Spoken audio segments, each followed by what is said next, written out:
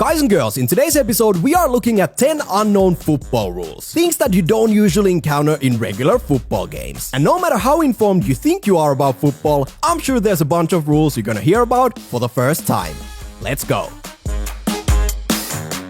Number 1. If you score a goal but the ball goes flat on the way to the goal doesn't count. The reason for this very unlikely scenario is that the ball must be pumped, or more officially, the ball must be of proper condition at all times. So as soon as the ball is not in proper condition, the game should be stopped. Now, I did find a clip where a player actually scores in the Champions League with a ball that basically explodes midway through the air. And to my knowledge, the goal did actually count. Probably because this is very difficult for the referees to spot. Obviously, the likelihood of the ball ever exploding in your football match is, well, quite flat. But now you know.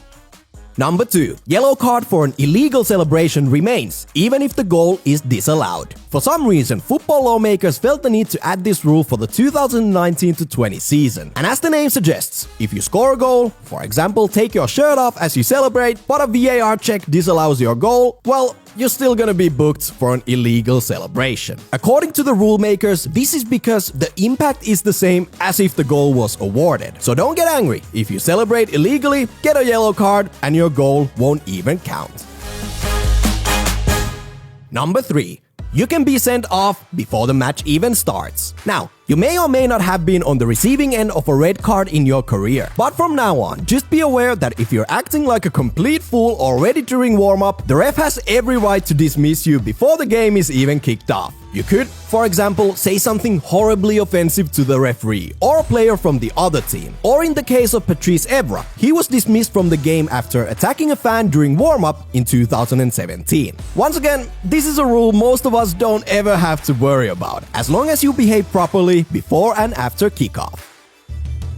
Number 4. The amount of players allowed to take penalty kicks in the shootout must be equal for both teams. In simple language, this means that if a player from Team A gets sent off during the actual playing time and we go to penalties, Team B then has to exclude one of their players from the shootout as well. This happened, for example, in the 2006 World Cup final between Italy and France. And I'll give you a bit of time to try and guess which player from Team Italy missed the penalty shootout because of this rule. But to run through the whole thing, Zidane was very famously sent off in the 110th minute of the game. And since France had only 10 players on the pitch going into the penalties, Team Italy had to exclude a player from the shootout. Did you guess who it was? Well, the correct answer is Gennaro Gattuso, who finished playing the full 120 minutes but didn't stand with the rest of Team Italy in the center circle during penalties because of this very rule. But I'm pretty sure he's more than happy with the final outcome.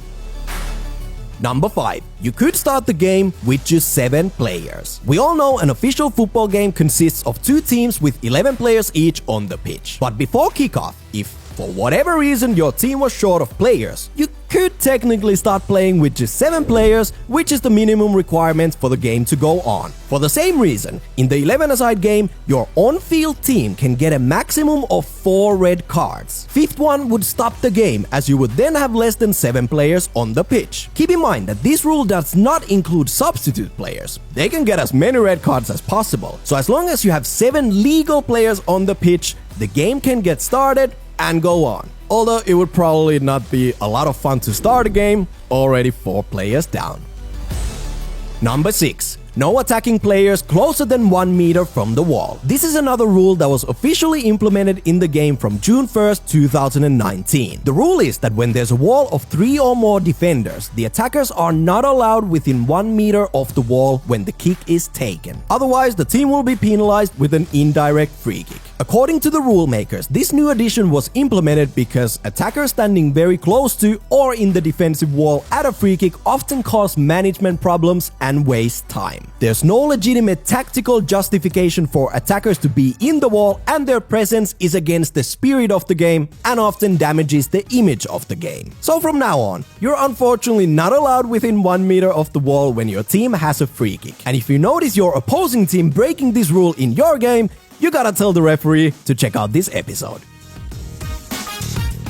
Number 7. You can't score an own goal from a free kick or throw-in. In fact, you can never score an own goal directly with any kind of play that restarts the game, whether it's a free kick, corner kick, goal kick, throw-in, or penalty kick. But if you do play the ball into your own net. Basically, the ball crossed the goal line without anyone else touching it, and since your touch was the last one, a corner kick should be given to the opposing team. So to put it in simple language, if you take a free kick and score an own goal without anyone else touching the ball, as embarrassing as the moment would be, the goal shouldn't count. Again, this is one of those rules that you're most likely never gonna experience unless something insane happens. But regardless, it's a fun one to know.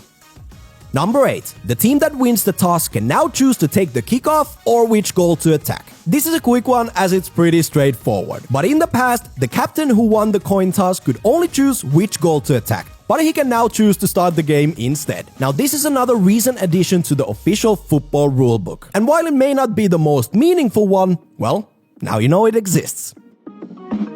Number 9. In penalty situations, the goalkeeper must not be touching the goalposts, crossbar or nets. They must not be moving. In short, the referee should not signal for the penalty kick to be taken if, for example, the goalkeeper is smacking the crossbar to try and intimidate the penalty taker and the goal starts shaking. Now, I at least don't ever recall seeing the referee delaying the penalty kick because the goalkeeper is moving the goal. But no matter what, it's a rule, and I guess it's mainly the referees who really need to be aware of this one. And speaking of goalkeepers, lastly, number 10. Goalies can hold the ball for a maximum of 6 seconds. Many of us know that after catching the ball, goalkeepers can't obviously hold on to the ball forever. That would be stupid, and the official time is set at 6 seconds. While most of the times this rule is not super heavily enforced, usually it just causes the opposition players to get frustrated. For example, this incident with Mignolet holding on to the ball for way too long resulted in an indirect free kick to the opposition. Still, it's quite rare to see the referee penalizing this action,